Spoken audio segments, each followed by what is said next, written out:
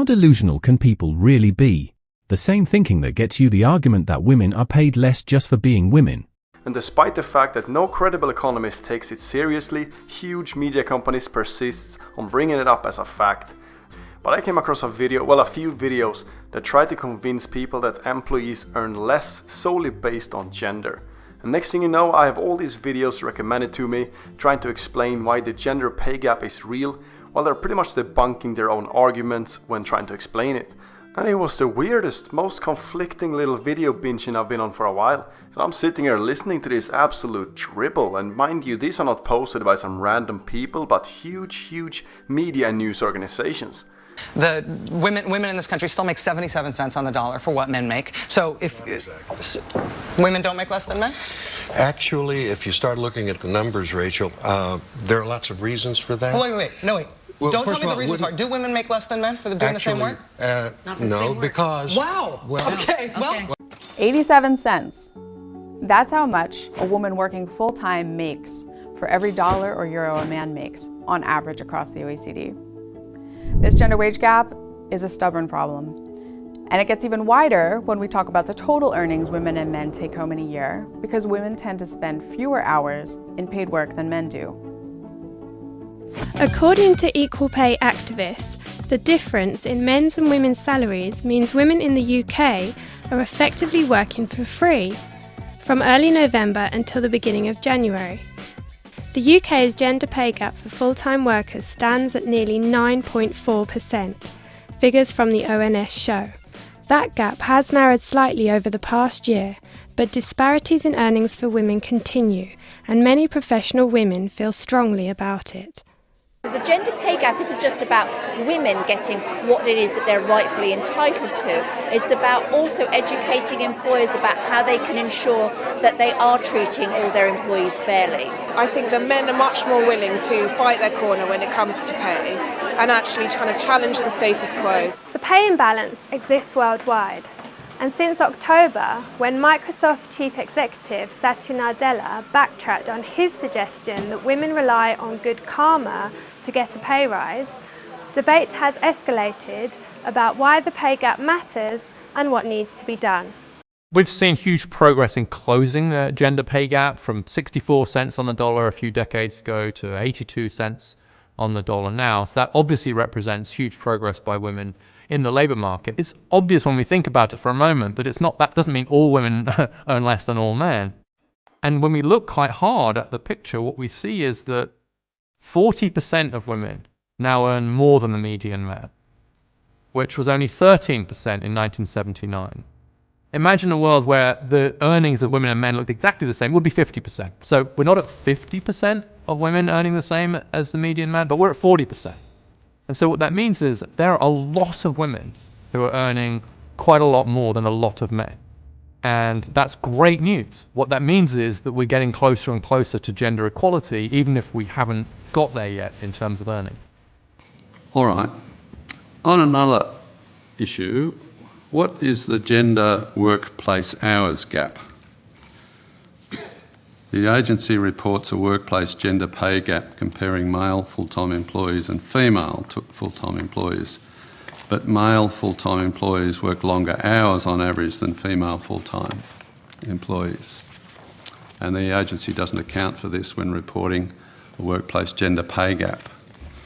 Using ABS data on employee earnings and hours, the gender pay gap as at May 2016 was 15.7%. It is a survey of employees, that information from the ABS. It's not a census.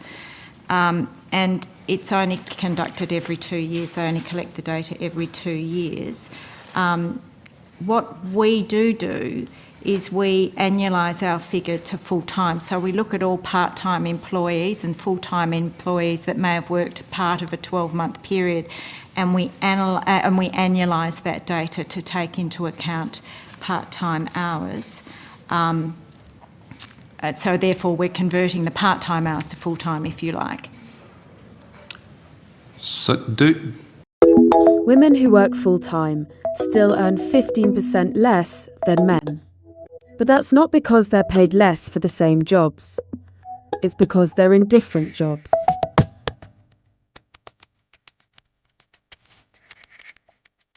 Women are in less senior jobs. In Britain, France, and Germany, 80 to 90% of executive jobs are held by men. Women also tend to choose different occupations. In America, over 80% of teachers, nurses, secretaries, and health workers are female, and these jobs tend to be lower paid. Primary school teachers in the West earn nearly 20% less than the average graduate job. Nurses earn less than police officers, cleaners less than caretakers.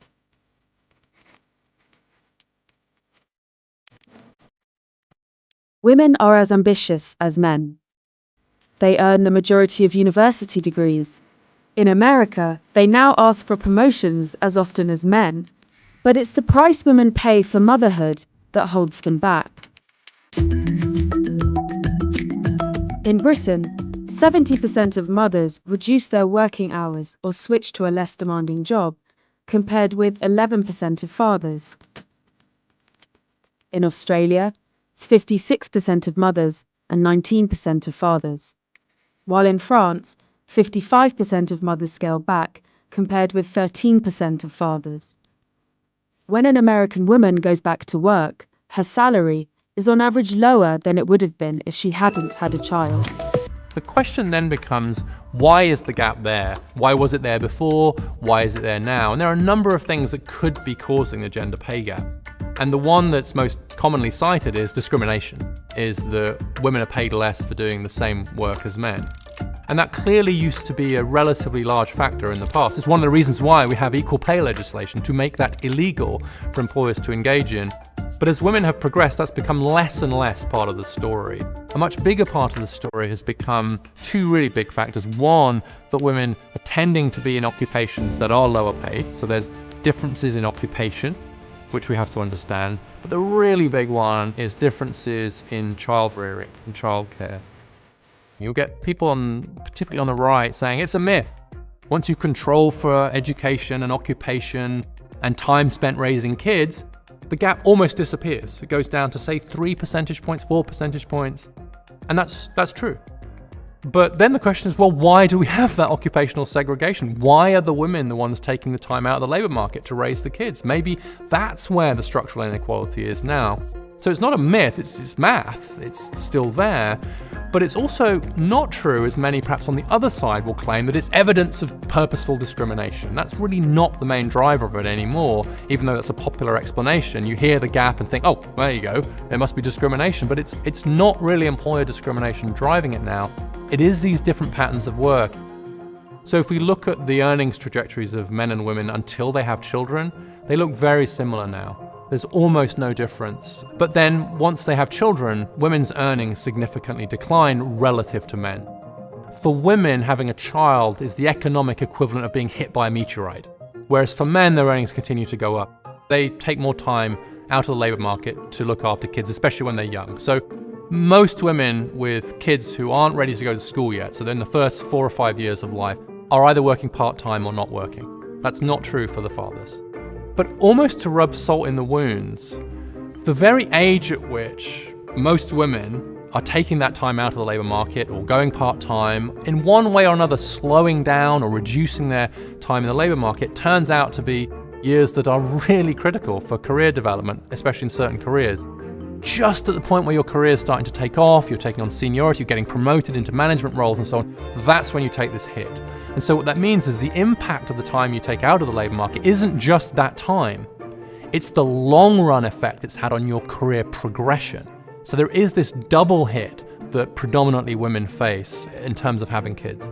The first law passed by this administration is the Fair Pay Act, to remedy that court ruling. The Mitt Romney campaign put you out as a surrogate to shore up people's feelings about this issue after they could not say whether or not Mitt Romney would have signed that bill. You're supposed to make us feel better about it. You voted against the Fair Pay Act. It's not about whether or not you have a female surrogate. It's about policy and whether or not you want to fix some of the structural discrimination that women really do face that Republicans don't believe is happening. It's policy, is the argument. it's policy, and I love how passionate you are. I wish you were as right about what you're saying as you are passionate about it. I really do. That's For really example, condescending. no. I mean, this is a stylistic issue. I'll tell you what. My passion on this issue Here's a fact. is actually me making a factual argument on it. Alex? Well, the pay gap matters because diversity delivers results, and as long as women are not represented in senior roles and are paid less than men when they are, organizations will not be delivering the best results they could.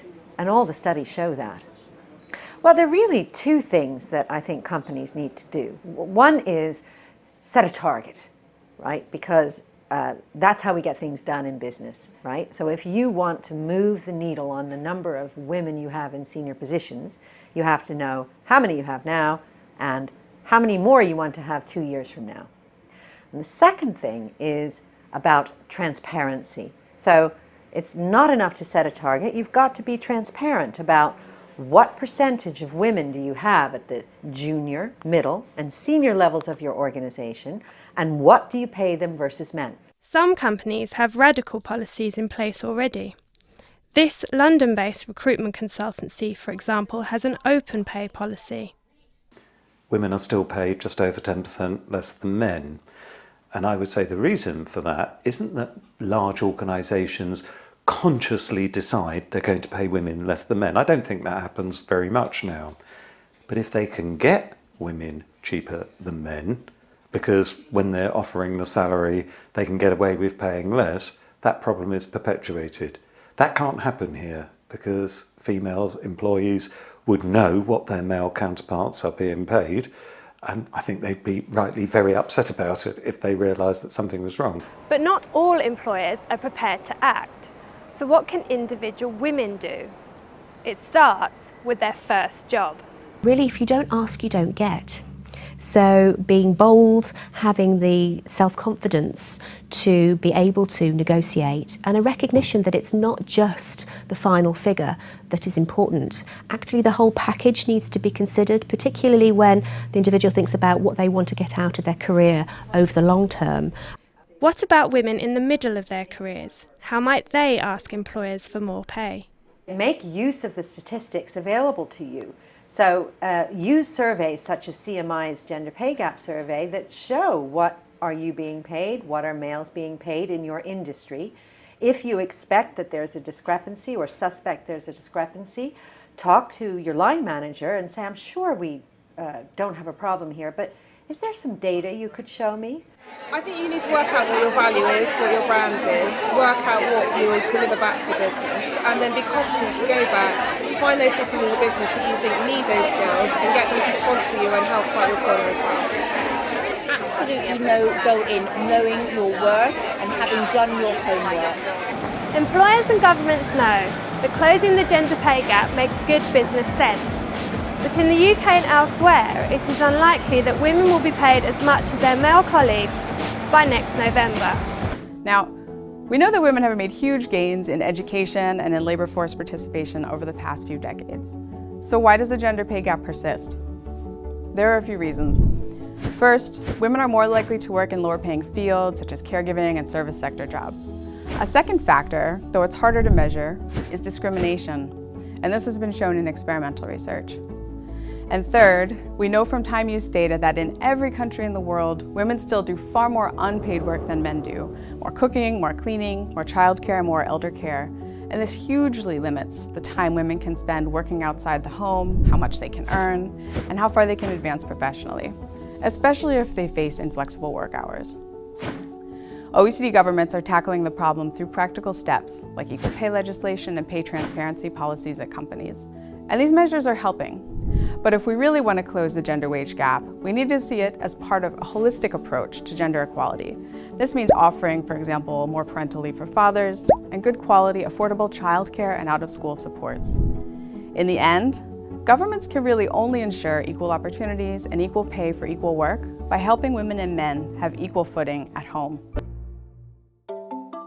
Given the main reason for the gender pay gap is this parenting gap, the amount of time that women versus men are putting into raising kids, that doesn't mean it's not a problem. It means it's a different kind of problem. And there are various things we should and can be doing to address it. Number one is to reduce just how big an impact taking time out of the labour market or working part-time has on your career. So much more generous paid leave, for example. The US is about the only country of advanced economies to not have federal paid leave. The second thing is we can redesign career ladders such that there isn't such a big impact as people just getting to that point where they're going to be promoted. So we have to redesign careers so that they are more compatible with flexibility. The other really big thing we have to do is both to encourage and enable fathers to do more of the work on the home front.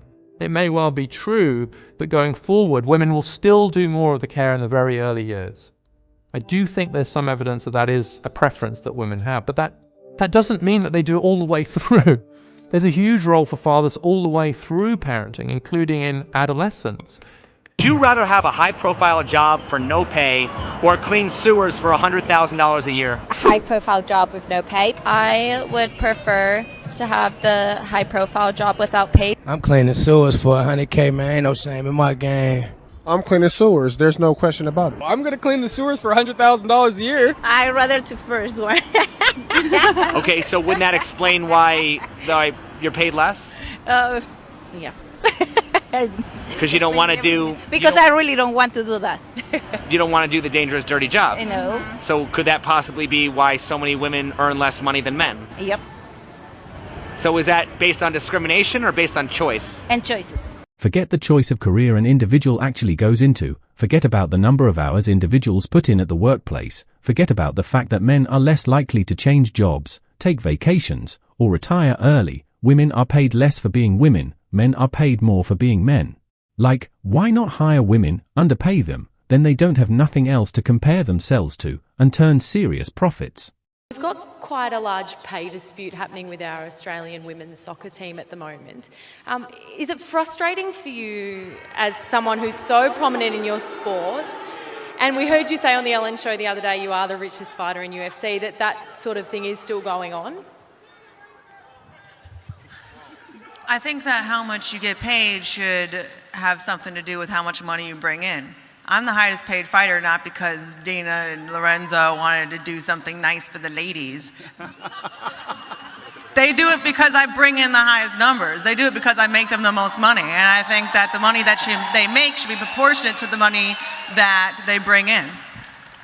Well, for example, men work an average of 44 hours a week, women work 41 hours a week. Men go into professions like engineering, science, and math that earn more. Women want more flexible professions. Listen, this is not a math is hard No. Yes, it is, actually. No, it isn't. Well, you have to listen. All right, let Rachel frame it, though, the way you right now, laid it out. women are making 77 cents on the dollar for what men are making. But that's not true. If so, let Rachel make her point. Every greedy businessman in America would hire only women, save 25%, and be hugely profitable. I feel like this is actually, I mean, it's weird that you're interrupting me and not letting me make my point, because we get along so well, so let me make my point. I will. But it is important, I think, the interruption is important, I think, because now we know, at least from both of your perspective, that women are not faring worse than men in the economy, that women aren't getting paid less for equal work. I think that's a serious basis, a difference in factual understanding of the world. But given that some of us believe that women are getting paid less than men for doing the same work, there is something called the Fair Pay Act. There was a court ruling that said the statute of limitations, if you're getting paid less than a man, if you're subject to discrimination, starts before you know that discrimination is happening,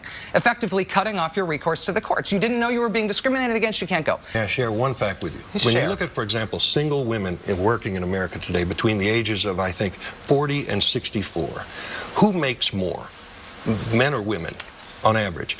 Men make $40,000 a year. Women make $47,000. When you take out the marriage factor, look at some economics. So do you take into account the fact that on average a male full-time employee works longer hours than a female full-time employee? Not directly, no. You don't? But we annualise the part-time hours and those that have worked full-time but for part of the year. So that way, because at the moment, what I can tell you is women work part-time at 3 times the rate of men. So by annualising it, we are looking at a more realistic... So you base it on annual salary? Yeah. What about if you did it on an hourly rate? What would be the gender hourly pay gap? We don't have that data, Senator. You don't have that data? No, because we ask for annualised salaries from our employers when they report their data in. Okay, so if a woman was working fewer hours but earning the same rate per hour as a man doing the same job, would that show up as a gender pay gap? No. But, well, then in that case you are looking at hourly rates.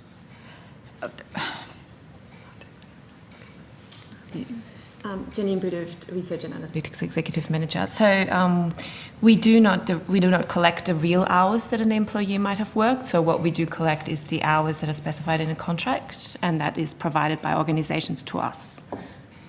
If that makes sense. Mm-hmm. Yeah, but I mean, do you annualise it on the assumption that men and women are working the same number of hours, or is it actual earnings?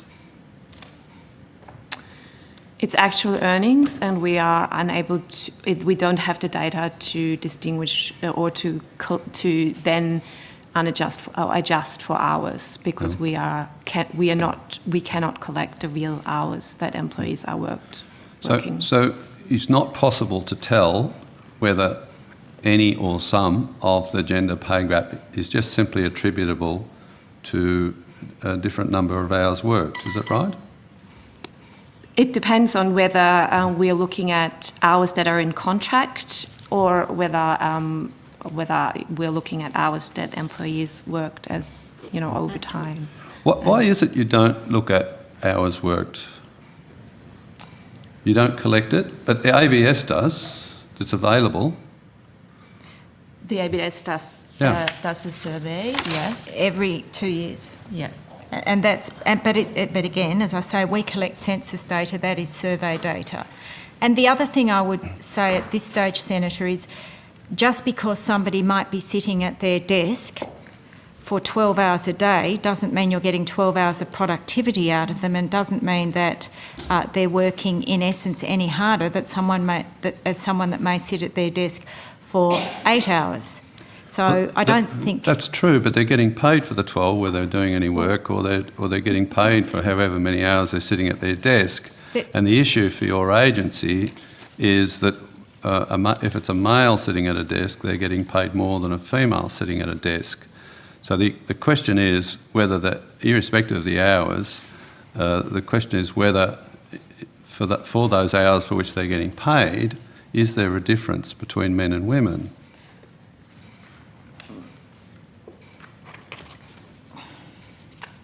So we don't collect information on ours, Senator.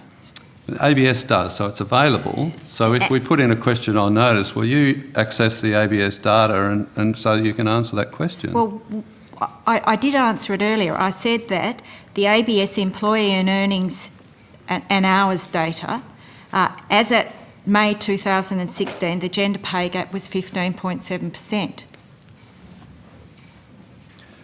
That, if I understood you correctly, that's referring to annualised salary, is that right? Not. What's the gap based on? Per hourly rates, or annual incomes, or annualised incomes, or what are we talking about here? And no credible economist takes the gender pay gap seriously, as it's often explained as a single varied analysis where they take only one factor in, which is sex, and then take the average or median in the earnings of men versus women and point out that, look, there's a gap of earnings. You might as well say that long-haired people make less money than short-haired people based on that way of making an argument. The notion that you can pay people differently based on gender is not true, and hasn't been true for almost 60 years, because it's fucking illegal. The EPA, or the Equality Pay Act of 1963, was created to abolish any wage disparity based on sex. And it prohibits an employer to pay different wages to employees of the opposite sex if the employees perform substantially equal work on jobs requiring equal skill, effort and responsibility, and the work are performed under similar working conditions. So if you're a woman, or a man for that matter, and you find yourself in a situation where you earn less even though you work the same hours and have the same job, take them to court and sue them. Some people are even suggesting that there is an unfairness in pay among people who are self-employed. So I came across some pretty extreme examples that displays the absolute ignorance of what some highly influential people makes out the gender pay gap to be, and it's shared and posted by large media companies.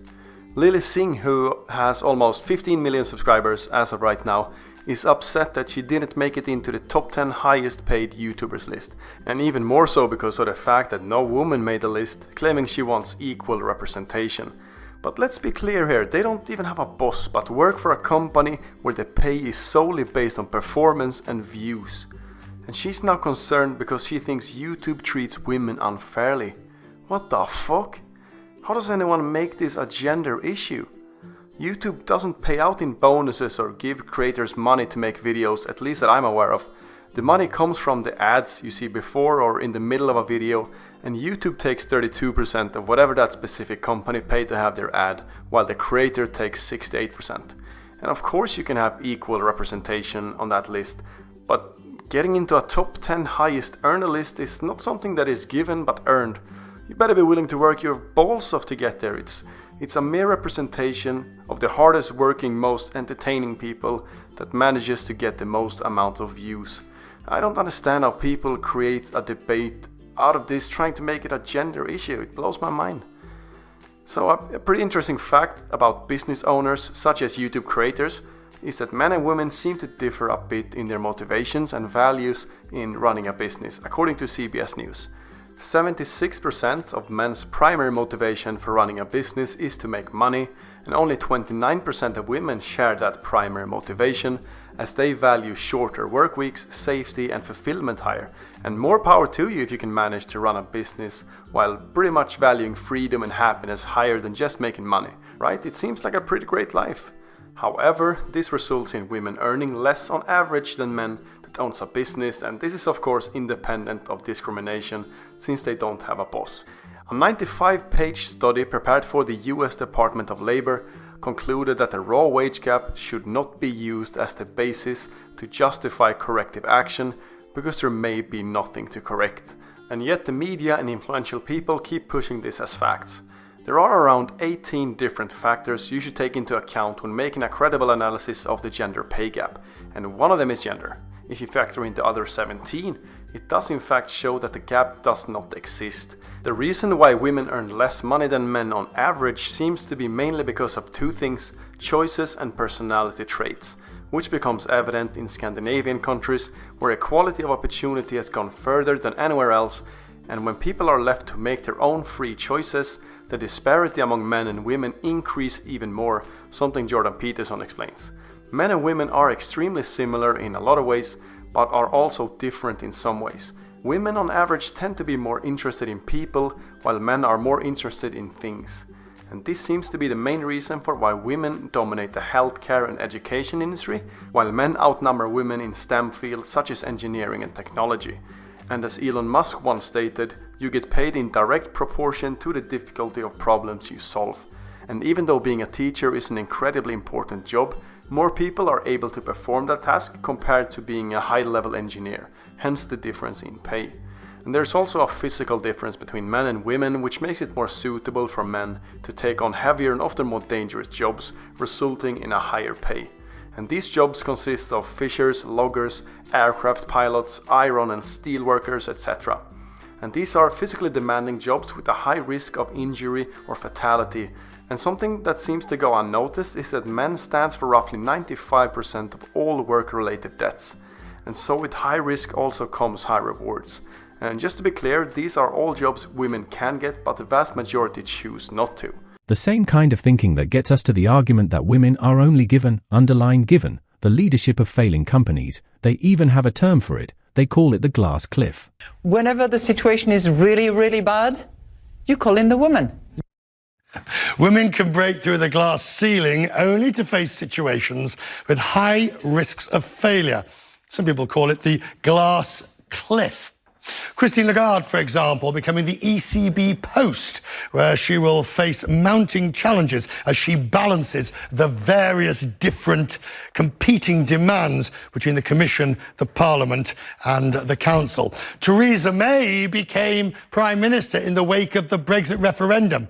She's only a matter of weeks away from being replaced. And Carol Bartz was named head of Yahoo in 2009, where she juggled sinking ad revenues and a slumping stock price out after 2.5 years. They all went for the job. It's not like they were dragooned and found. They all applied, fought hard to get to it. So what's the point?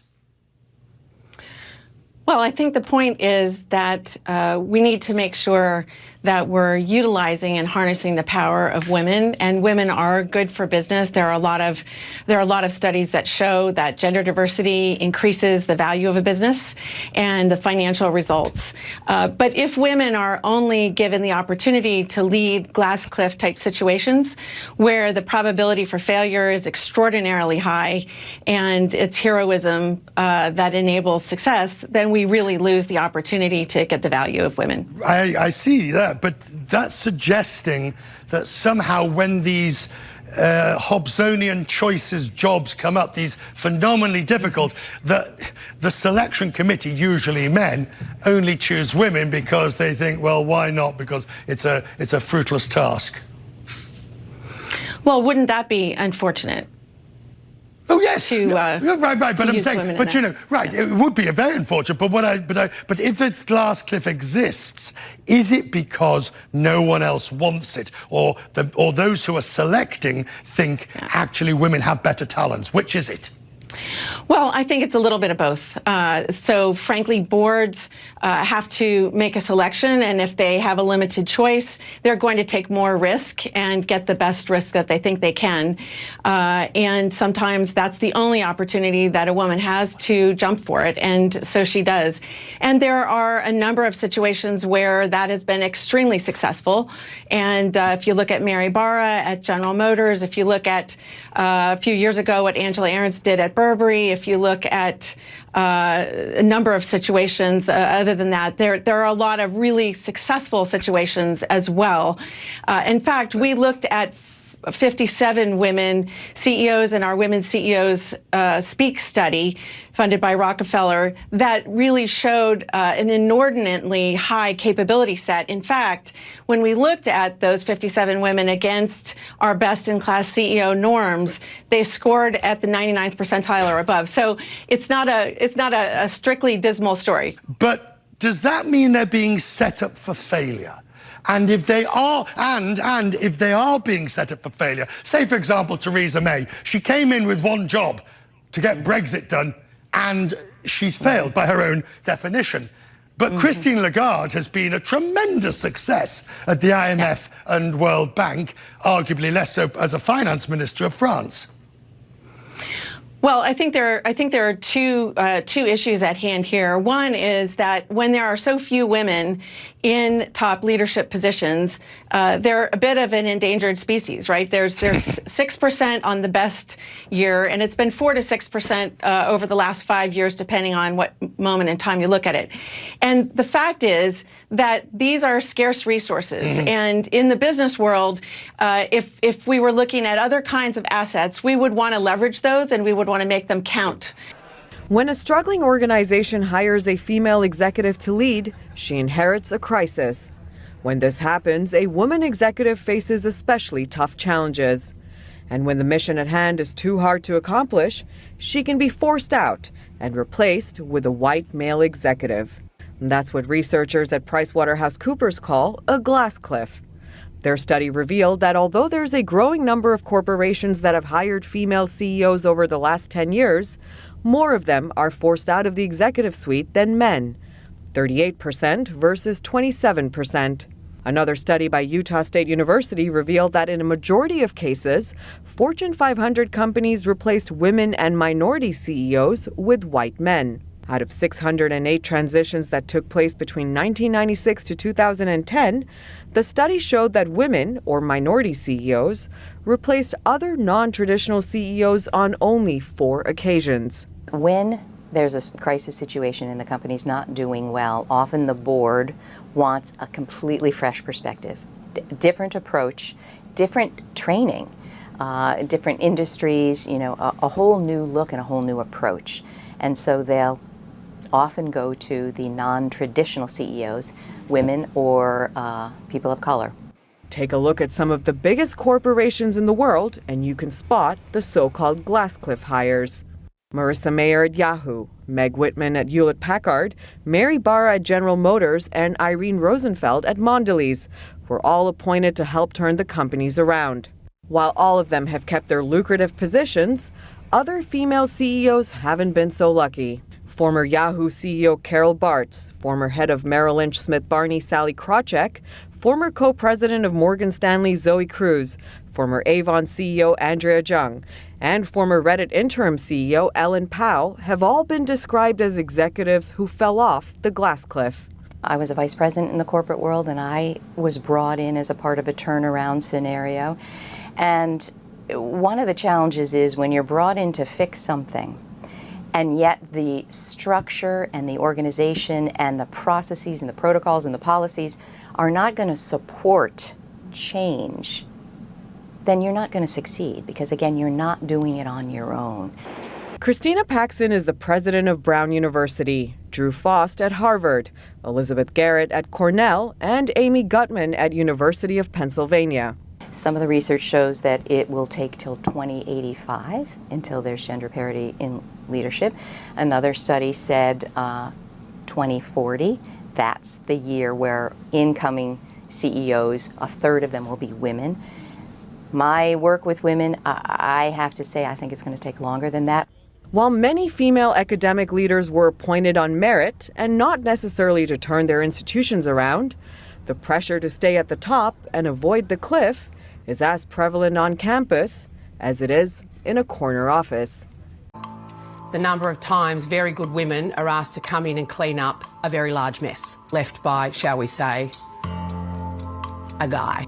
It's a phenomenon known as the glass cliff. It happens across the political spectrum and the corporate world. When women break through the glass ceiling, when women do take on leadership positions, they do so in times of crisis. It was actually Professor Michelle Ryan and her colleague who first coined the term, something she started researching in 2003. Our research suggests that even though these women are taking on senior positions, they're doing so when things are difficult, when share price is plummeting, when there's a big reputational scandal, or it might be when there's great political upheaval. The chance of failing in these positions is really high as well.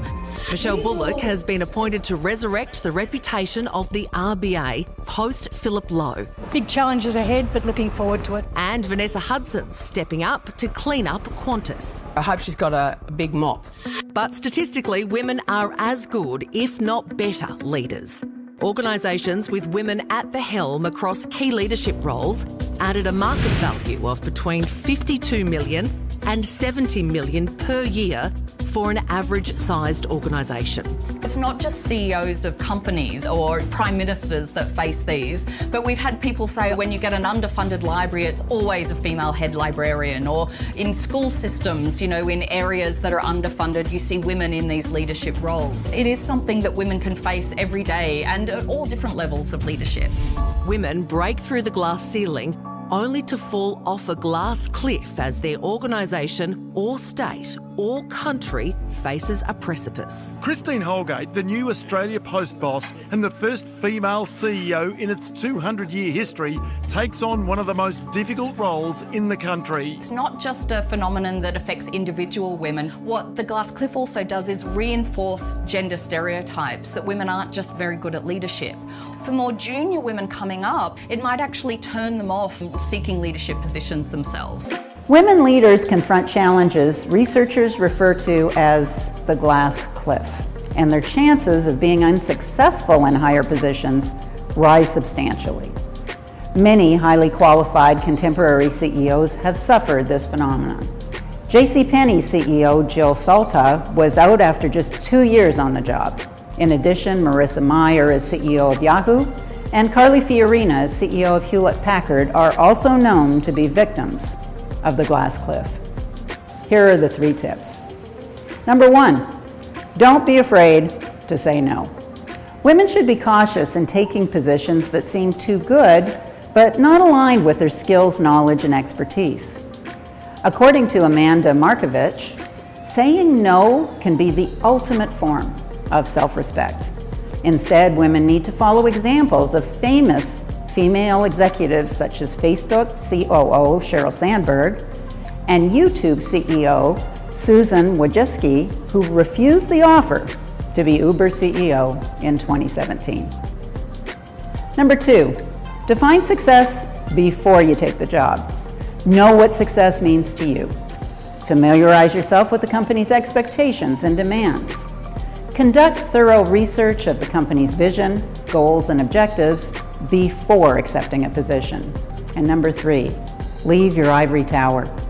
Enhance linkages, collaborations, and a network of colleagues for constructive feedback and suggestions for improving the company and strengthening one's position in the company. Develop connections with mentors, former administrators, and employees of the organization.